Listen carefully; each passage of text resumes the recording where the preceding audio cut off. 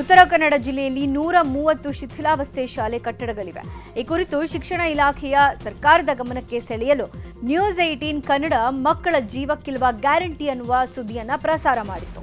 ಸುದ್ದಿ ಪ್ರಸಾರ ಮಾಡಿದ ಒಂದೇ ತಿಂಗಳಲ್ಲಿ ಉತ್ತರ ಕನ್ನಡ ಜಿಲ್ಲಾ ಪಂಚಾಯತ್ನ ಹಲವು ಅನುದಾನ ಮತ್ತು ತಾಲೂಕು ಪಂಚಾಯತ್ ಅನುದಾನ ಹಾಗೆ ಸರ್ಕಾರದ ವಿಪತ್ತು ನಿರ್ವಹಣೆಯ ಅನುದಾನ ಬಳಕೆ ಮಾಡಿ ದುರಸ್ತಿ ಕಾರ್ಯ ಮತ್ತು ಹೊಸ ಕಟ್ಟಡ ನಿರ್ಮಾಣಕ್ಕೆ ಕ್ರಿಯಾ ಯೋಜನೆ ಮಾಡಲಾಗಿದೆ. ಇನ್ನು ಕೆಲವೇ ದಿನಗಳಲ್ಲಿ ಹೊಸ ಕಟ್ಟಡ ಕಾಮಗಾರಿ ಮತ್ತು ದುರಸ್ತಿ ಕಾರ್ಯ ನಡೆಯಲಿದೆ.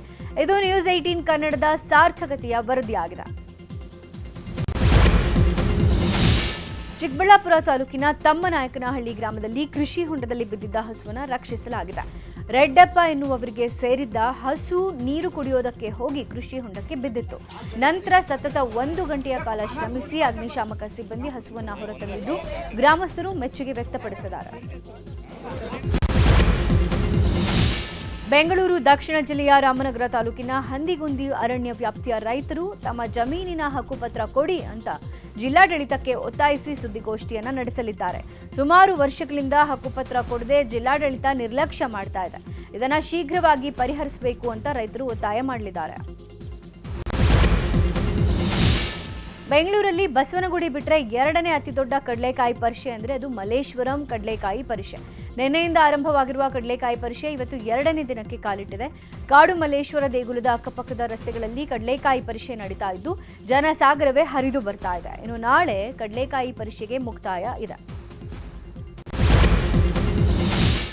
ಉಡುಪಿಯ ತೆಂಕಪೇಟೆಯಲ್ಲಿರುವ ಶ್ರೀ ಲಕ್ಷ್ಮೀ ವೆಂಕಟೇಶ್ವರ ದೇವಸ್ಥಾನದಲ್ಲಿ ವೈಭವದ ವಾರ್ಷಿಕ ದೀಪೋತ್ಸವ ನಡೆಯಿತು. ದೇವಸ್ಥಾನದ ಆವರಣ ಮಾತ್ರವಲ್ಲದೆ ತೆಂಕಪೇಟೆಯ ಉದ್ದಕ್ಕೂ ಸಾಲು ಸಾಲು ದೀಪಗಳನ್ನು ಬೆಳಗಿಸಲಾಯಿತು. ದೇವಾಲಯದ ಪುಷ್ಕರಣಿಯಲ್ಲಿ ಕೆರೆ ದೀಪೋತ್ಸವ ನಡೆದಿದೆ. ಇದೇ ವೇಳೆ ನಡೆದ ಪಲ್ಲಕ್ಕಿ ಉತ್ಸವದಲ್ಲಿ ಲಕ್ಷ್ಮೀ ವೆಂಕಟೇಶ ದೇವರನ್ನಿಟ್ಟು ಮೆರವಣಿಗೆ ಮಾಡಲಾಯಿತು.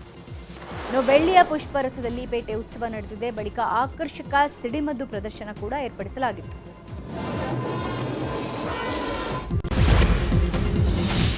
ಸಕ್ಕರೆ ಸಚಿವರ ಉಸ್ತುವಾರಿ ಜಿಲ್ಲೆಯಲ್ಲಿ ಮತ್ತೊಂದು ಹಂತದ ಪ್ರತಿಭಟನೆಗೆ ಮುಂದಾಗಿದ್ದಾರೆ. ಎಫ್ಆರ್ಪಿ ದರ ನಿಗದಿಯಲ್ಲಿ ಅನ್ಯಾಯ ಆಗ್ತಾ ಇದೆ ಅಂತ ಆರೋಪ ಮಾಡಿ ಹಾವೇರಿ ನಗರದಲ್ಲಿ ಜಿಲ್ಲಾ ಕಬ್ಬು ಬೆಳೆಗಾರರ ಸಂಘದಿಂದ ಪ್ರೊಟೆಸ್ಟ್ ಮಾಡಲು ಸಜ್ಜಾಗಿದ್ದಾರೆ. ಹಾವೇರಿ ಜಿಲ್ಲೆಯಲ್ಲಿ ಒಟ್ಟು 3 ಸಕ್ಕರೆ ಕಾರ್ಖಾನೆಗಳಲ್ಲಿ ಕಬ್ಬು ನುರಿತವಾಗ್ತಾ ಇದೆ. ಈ ಹಿಂದೆ 1986ರಲ್ಲಿ ಸಹಕಾರಿ ಸಂಘ ಸಕ್ಕರೆ ಕಾರ್ಖಾನೆ ನಡೆಸಿದ್ವು. ಆಗ ಎಫ್ಆರ್ಪಿ ದರ ಶೇಕಡ 10ರಷ್ಟು ಮೇಲ್ಪಟ್ಟಾಗಿ ಸಿಕ್ಕಿರುವ ದಾಖಲೆ ಇದೆ. ಹೀಗಾಗಿ ಹಾವೇರಿಯಲ್ಲಿ ರಿಕವರಿ ಲ್ಯಾಬ್ ಸ್ಥಾಪನೆ ಮಾಡಿ ಪಾರದರ್ಶಕ ಎಫ್ಆರ್ಪಿ ದರ ನಿಗದಿಗೆ ಒತ್ತಾಯ ಮಾಡ್ತಿದ್ದಾರೆ. ಧಾರವಾಡದಲ್ಲಿ ಉದ್ದು ಬೆಳೆಯ ಖರೀದಿ ಕೇಂದ್ರವನ್ನು ಹಳೆಯ ಎಪಿಎಂಸಿ ಕಟ್ಟಡದಲ್ಲೇ ತೆರೆಯಲಾಗಿದೆ. ಈ ಖರೀದಿ ಕೇಂದ್ರಕ್ಕೆ ಉದ್ದು ತಂದಿರುವ ರೈತರಿಗೆ ಶಾಕ್ ಎದುರಾಗಿದೆ. ಶೇಕಡ 12ರಷ್ಟು ತೇವಾಂಶದವರೆಗೆ ಖರೀದಿ ಮಾಡಲು ಅವಕಾಶ ಇದೆ. ಆದರೆ ರೈತರು ತರ್ತಾ ಇರುವ ಉದ್ದಿನಲ್ಲಿ ಶೇಕಡ 14ರಷ್ಟು ತೇವಾಂಶ ಬರ್ತಾ ಇದೆ ಅನ್ನುವ ಕಾರಣಕ್ಕೆ ಅಧಿಕಾರಿಗಳು ಉದ್ದನ್ನು ತೆಗೆದುಕೊಳ್ತಾ ಇಲ್ಲ. ಇದರಿಂದಾಗಿ ರೈತರು ಸಂಕಷ್ಟಕ್ಕೆ ಸಿಲುಕಿದ್ದಾರೆ. ರೈತರು ನಿತ್ಯವೂ ಕಾಳುಗಳನ್ನು ತಂದು ಅವುಗಳನ್ನು ಖರೀದಿ ಮಾಡೋಕ್ಕಾಗದೆ ಮರಳಿ ಒಯ್ಯುವಂತಾಗಿದೆ. ಭಾರತಕ್ಕೆ ಶೀಘ್ರದಲ್ಲೇ ದಕ್ಷಿಣ ಆಫ್ರಿಕಾದ ಬೋಟ್ಸ್ವಾನಾದಿಂದ ಮತ್ತೆ 8 ಚೀತಾಗಳು ಆಗಮಿಸಲಿವೆ. ಇನ್ನು 2 ಗಂಡು ಚೀತಾ ಹಾಗೂ 6 ಹೆಣ್ಣು ಚೀತಾ ಸೇರಿ ಒಟ್ಟು 8 ಚೀತಾಗಳು ಭಾರತಕ್ಕೆ ಆಗಮಿಸಲಿದ್ದು ಈ ಬಗ್ಗೆ ಅರಣ್ಯ ಅಧಿಕಾರಿಯೊಬ್ಬರು ಮಾಹಿತಿಯನ್ನು ನೀಡಿದ್ದಾರೆ. ಈ ಚೀತಾಗಳನ್ನು 1 ತಿಂಗಳ ಕಾಲ ಕ್ವಾರಂಟೈನ್ನಲ್ಲಿ ಇರಿಸಿ ವೈದ್ಯಕೀಯ ಪರೀಕ್ಷೆಗೆ ಒಳಪಡಿಸಿ ಬಳಿಕ ಭಾರತಕ್ಕೆ ಕಳುಹಿಸಲಾಗುತ್ತೆ. ಮುಂದಿನ ಜನವರಿಯಲ್ಲಿ ಮಧ್ಯಪ್ರದೇಶದ ಕುನೋ ರಾಷ್ಟ್ರೀಯ ಉದ್ಯಾನವನಕ್ಕೆ ಬರುವ ಸಾಧ್ಯತೆ ಇದೆ.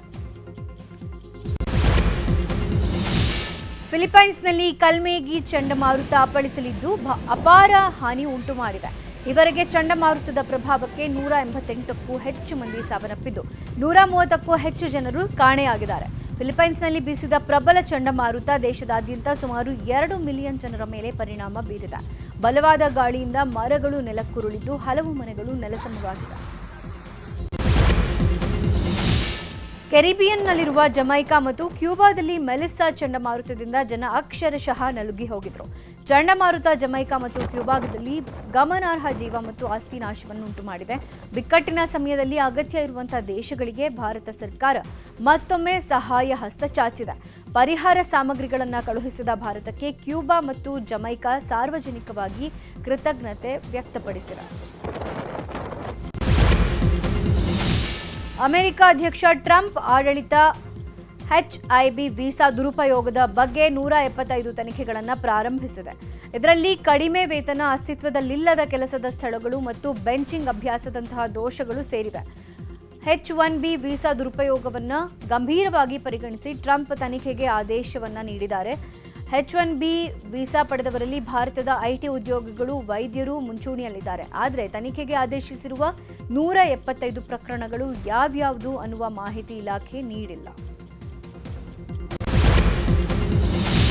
ಆಸ್ಟ್ರೇಲಿಯಾ ವಿರುದ್ಧದ T20 ಸರಣಿಯನ್ನ ಟೀಂ ಇಂಡಿಯಾ ಗೆದ್ದಿದೆ. 5 ಪಂದ್ಯಗಳ T20 ಸರಣಿಯನ್ನ ಭಾರತ ತಂಡ 2-1 ಅಂತರದಿಂದ ಗೆದ್ದುಕೊಂಡಿದೆ.